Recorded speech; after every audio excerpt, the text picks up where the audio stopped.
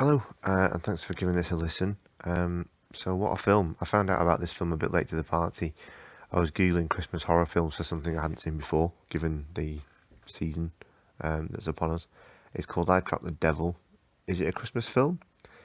Um, well, it's set at Christmas and centres around an emotionally painful visit to semi-estranged family members. So it certainly felt like a Christmas film to me.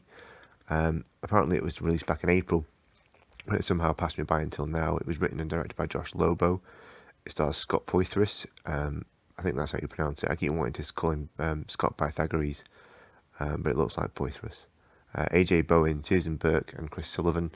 The premise is that a couple pay a Christmas visit to their grieving brother, who has someone trapped in his basement, and claims that the prisoner is none other than the devil himself.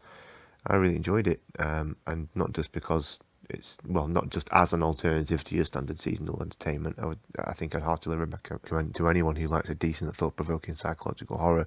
To say this as debut feature as well is incredibly impressive.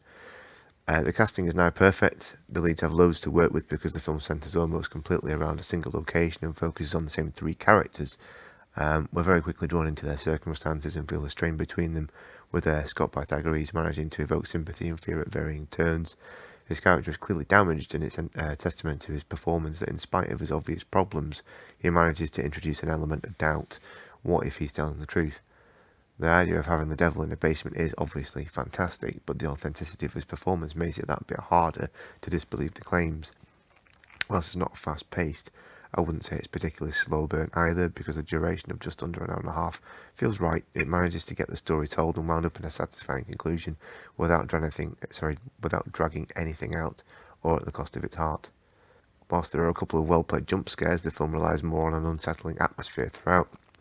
There's a real sense of foreboding about it that managed to keep me on edge, particularly when we're looking at the basement door that the so-called devil is eponymously trapped behind, which, thanks to the music and lighting, takes on a menacing quality of its own.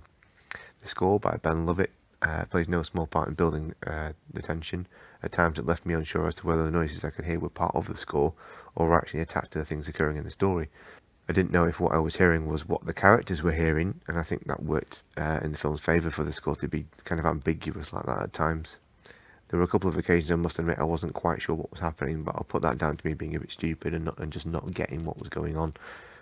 Regardless, my mild and fleeting confusion actually added to the experience for me rather than detracted from it because of the already questionable events occurring before my eyes.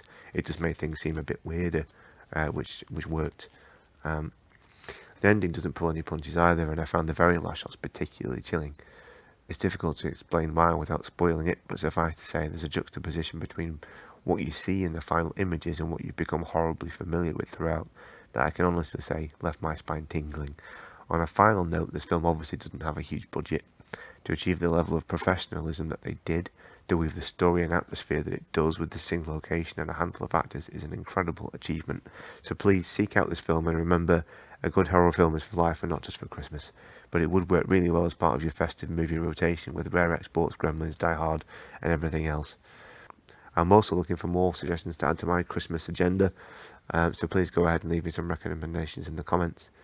Thank you very much and enjoy.